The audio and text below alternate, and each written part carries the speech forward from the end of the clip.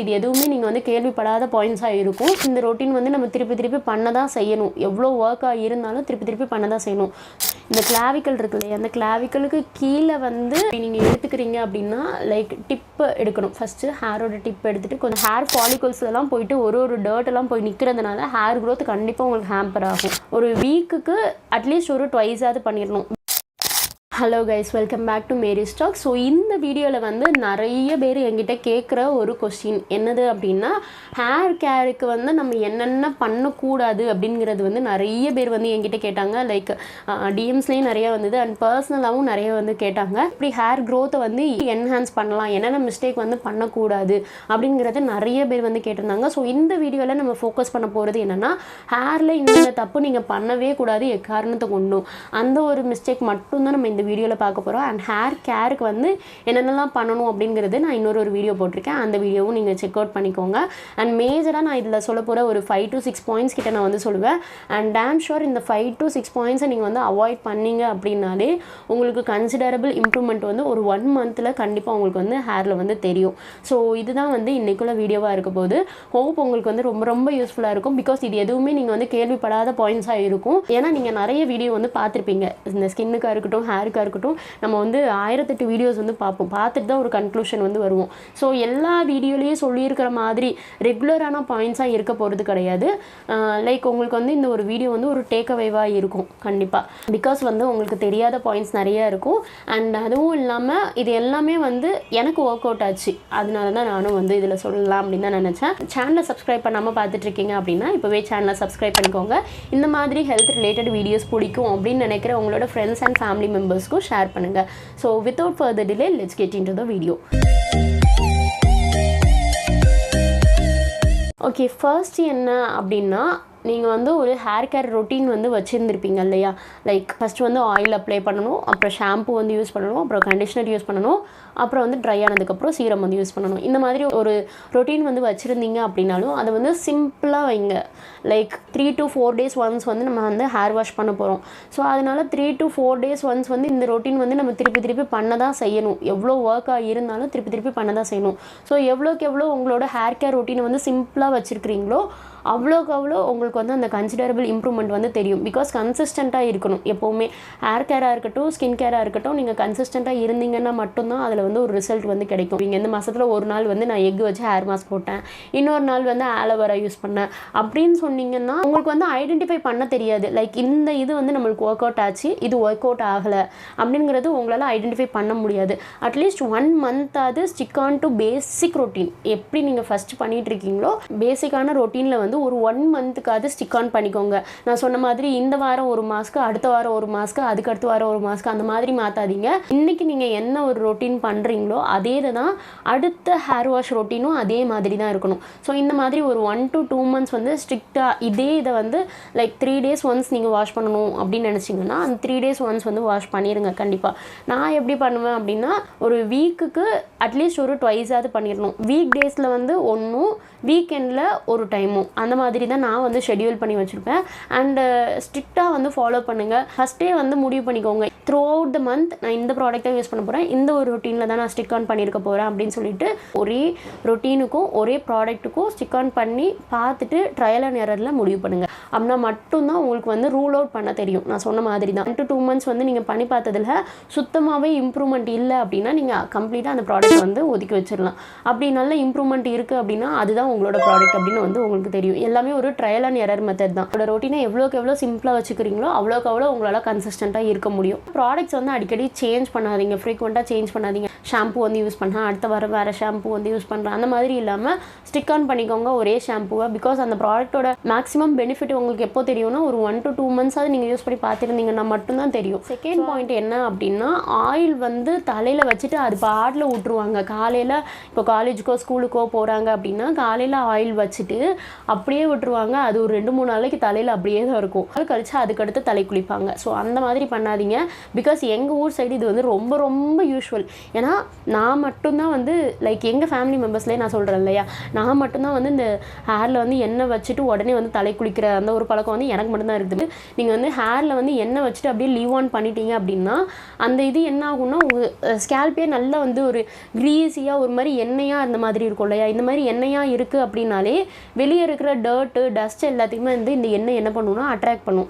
Attract பண்ணிட்டு நம்மளோட scalp இருக்கு இல்லையா, அந்த ஸ்கேல்பில் வந்து செடிமெண்ட் ஆக ஆரம்பிக்கும். கொஞ்சம் கொஞ்சமாக வந்து அந்த டஸ்ட்டு டர்ட் எல்லாமே வந்து உள்ளே அப்படியே படிஞ்சு நிற்கும்.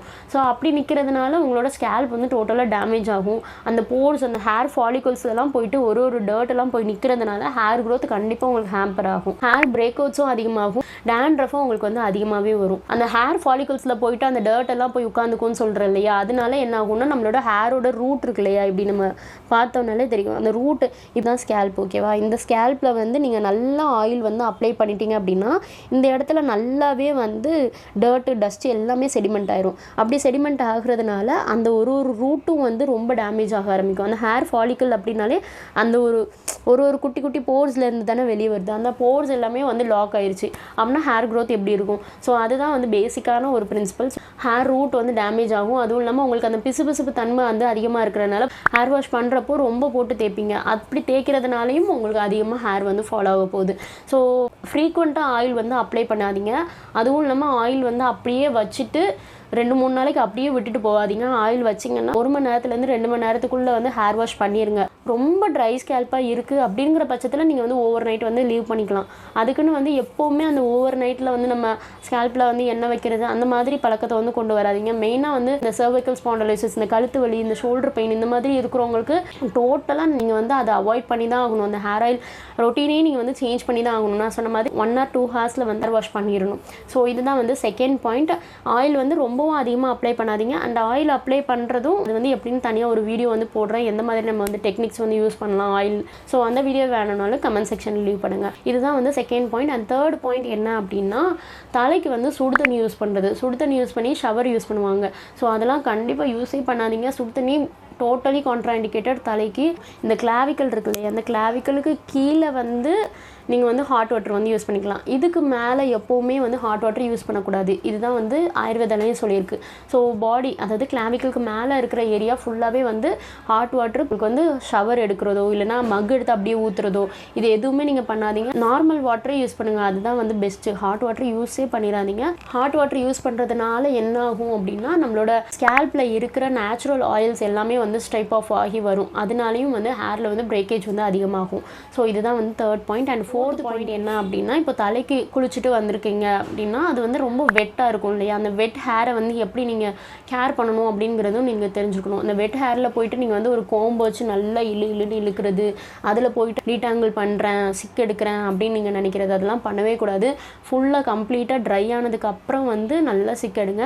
இன்னொரு டிப் என்ன அப்படின்னா இப்போ வந்து நீங்கள் ஷாம்பு அப்ளை பண்ண போகிறீங்க அப்படின்னா அதுக்கு முன்னாலேயே வந்து ஆயில் வச்சுருப்பீங்க இல்லையா, ஆயில் வச்சுட்டு ஒரு நல்லா பெரிய பல் சீப்பு இருக்கும் இல்லையா, அந்த பெரிய பல் சீப்பை வச்சு நல்லா வந்து கோம் பண்ணிடுங்க. டீடாங்கிள் பண்ணுறதும் எப்படி பண்ணணும் அப்படின்னா இங்கேருந்து சிக் எடுக்கணும்னு நினைக்காதீங்க. ஃபஸ்ட்டு என்ன பண்ணணும்னா இப்படி நீங்கள் எடுத்துக்கிறீங்க அப்படின்னா லைக் டிப்பு எடுக்கணும். ஃபஸ்ட்டு ஹேரோட டிப் எடுத்துகிட்டு கொஞ்சம் கொஞ்சமாக வந்து டீடாங்கிள் பண்ணணும். அப்புறம் கொஞ்சம் மேலே கொஞ்சம் பண்ணணும், அப்புறம் இன்னும் கொஞ்சம் மேலே அப்படி பண்ணணும். அப்படி பண்ணிட்டு தான் கடைசி தான் வந்து மேலேருந்து ரூட்லேருந்து கொண்டு வரணும். ஸோ இப்படி பண்ணுறதுனால என்ன ஆகும் அப்படின்னா ரூட்லேருந்து உங்களுக்கு ஹேர் வந்து கட்டாகி விழுறது கொஞ்சம் கம்மியாகும். ஏன்னா நம்ம எப்போவுமே பார்த்துக்கிட்டோம்னா பாதி முடி வந்து சிக் எடுக்கும்போது தான் வந்து போகுது. ஸோ இதை ப்ரிவெண்ட் பண்ணுறதுக்கு இந்த மாதிரி குட்டி குட்டியாக லைக் எண்டிலேருந்து ஸ்டெப்பாக வந்து மூவ் பண்ணுங்கள். டீடாங்கிள் பண்ணும்போது ஷாம்பு அப்ளை பண்ணுறதுக்கு முன்னாடியும் சிக் எடுத்துருங்க. எடுத்ததுக்கப்புறம் நீங்கள் ஷாம்பு வாஷ் பண்ணிவிட்டு அதுக்கடுத்து வந்தீங்கன்னா கூட அந்த கொஞ்சம் சிக்கு வந்து கம்மியாகும். ஸோ இதுதான் வந்து ஃபோர்த் பாயிண்ட். வெட் ஹேரில் வந்து எந்த ஒரு இதுவும் பண்ணிடாதீங்க. டைரக்ட் சன்லைட்டில் வந்து நீங்கள் வந்து காட்டி ஹேரை வந்து காய வைக்கலாம். அப்படி இல்லைன்னா டவல், அதுவும் வந்து மைக்ரோ ஃபைபர் டவல் அப்படின்னு இருக்கும். நீங்கள் வந்து இதுலேயே ஃப்ளிப்கார்ட்டில் அமேசான்லேயே ஒரு 100 ரூபாய் 150 ரூபாயாக தான் இருக்கும். அது கூட நீங்கள் யூஸ் பண்ணிக்கலாம். அதெல்லாம் வந்து என்னென்னா நீங்கள் ஒரு 30 மினிட்ஸ் நீங்கள் வந்து தலையில் அப்படியே வச்சுருந்தீங்கன்னா கூட அதுவே தானாக வந்து ட்ரை ஆக போகுது. ஸோ அதுவும் இல்லாமல் டவல் வச்சு ட்ரை பண்ணுறவங்களா இருந்தாலும் ரொம்ப போட்டு அடின்னு அடிக்காதீங்க ஹேருக்கு. ஸோ இந்த வெட் ஹேர் வந்து எப்படி இருக்கும்னா ரொம்பவே ஃப்ரெஜைலாக இருக்கும். லைக் நீங்கள் வந்து இப்போ தான் தலை குளிச்சுட்டு வந்திருக்கீங்க அப்படின்னா நல்லா இப்படி பிடிச்சி இழுத்தீங்கனாலே நல்லா அப்படியே ஃபுல் ஹேராக வந்து வந்த மாதிரி இருக்கும். இருக்கும். ஸோ ரொம்ப ஃப்ரெஜைலாக இருக்கும், ரொம்ப வீக்காக இருக்கும். வெட் ஹேர் கோம் யூஸ் பண்ணுறதா இருக்கட்டும், வேறு ஏதாவது டவல் வச்சு ட்ரை பண்ணுறதா இருக்கட்டும், இது எல்லாத்துக்குமே எக்ஸ்ட்ரா கேர் வந்து தேவைப்படும். ஸோ இதுதான் வந்து 4th point. And 5th point என்ன அப்படின்னா, சீரம் வந்து யூஸ் பண்ணுங்கள். பிகாஸ் சீரம் வந்து எப்போவுமே வந்து உங்களுக்கு ஒரு கேம் சேஞ்சராக இருக்கும் ஹேர் கேரில். பிகாஸ் நீங்கள் வந்து சீரம் யூஸ் பண்ணாமல் இருக்கிறதுனால என்னென்னா நிறைய சிக்கு விழும். அது ஒன்று.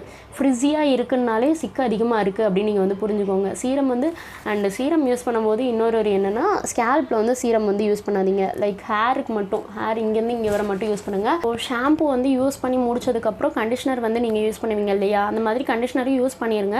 யூஸ் பண்ணுறதும் கண்டிஷனருக்கும் ஒரு இது இருக்குது என்னென்னா, ஸ்கேல்பில் வந்து கண்டிஷனர் வந்து படக்கூடாது. லைக் இந்த ஒரு ஏரியாவில் வந்து கண்டிஷனர் வந்து படக்கூடாது. எப்போவுமே வந்து மிட் ஹேர்லேருந்து எண்டு வரைக்கும் கண்டிஷனர் வந்து போடுறதுக்கு பார்த்துக்கோங்க.